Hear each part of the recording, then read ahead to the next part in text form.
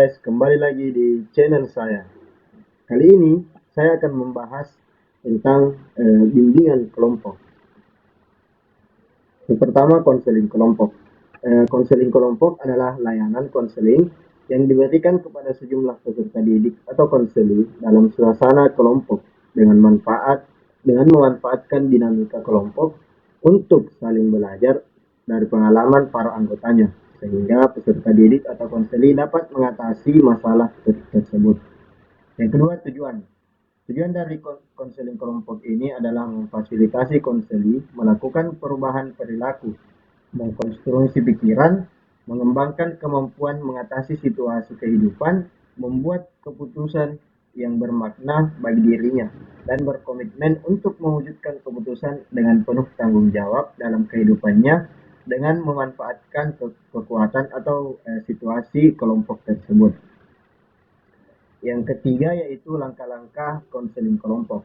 Yang pertama, pembentukan kelompok atau farming.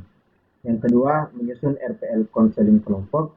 Yang ketiga yaitu disinilah inti dari langkah-langkah konseling kelompok. Yang pertama, tahap awal.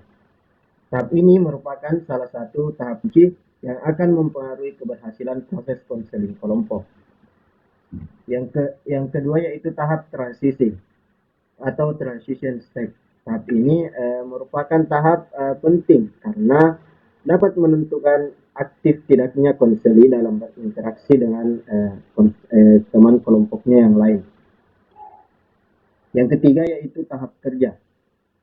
Tahap kerja ini di mana kegiatan guru bimbingan dan konseling atau konselor pada tahap ini adalah mengelola dan memanfaatkan dinamika kelompok untuk memfasilitasi pemecahan masalah setiap anggota kelompok.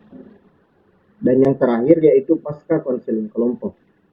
Setelah seluruh rangkaian kegiatan konseling kelompok dilakukan, kegiatan konselor yaitu yang pertama mengevaluasi perubahan yang dicapai dan menetapkan tindak lanjut kegiatan yang dibutuhkan secara individual setiap anggota kelompok sehingga masalah konseli betul-betul teratasikan. Dan yang kedua yaitu menyusun laporan konseling kelompok. Pembahasannya yang kedua yaitu tentang bimbingan kelompok. Pengertian bimbingan kelompok adalah bantuan kepada kelompok-kelompok kecil yang terdiri atas 2 sampai 10 peserta didik atau konseli agar mereka mampu melakukan pencegahan masalah, pemeliharaan nilai-nilai, dan mengembangkan keterampilan-keterampilan hidup yang dibutuhkan. Yang kedua yaitu langkah-langkah umum. Adapun langkah-langkah umum dalam bimbingan kelompok, yang pertama prabimbingan, yang kedua pelaksanaan, yang ketiga pembukaan, yang keempat transisi, yang kelima inti, yang keenam penutupan, dan yang terakhir yaitu pasca bimbingan. Dan yang terakhir yaitu teknik-teknik dalam bimbingan kelompok. Teknik-teknik dalam bimbingan kelompok terbagi menjadi 4, yaitu diskusi kelompok.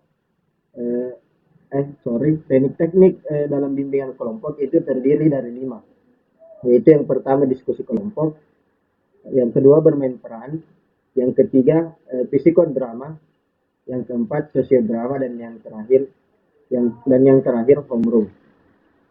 Mungkin itu saja yang dapat saya sampaikan. Semoga teman-teman sekalian dapat memahami apa yang saya jelaskan. Wassalamualaikum warahmatullahi wabarakatuh.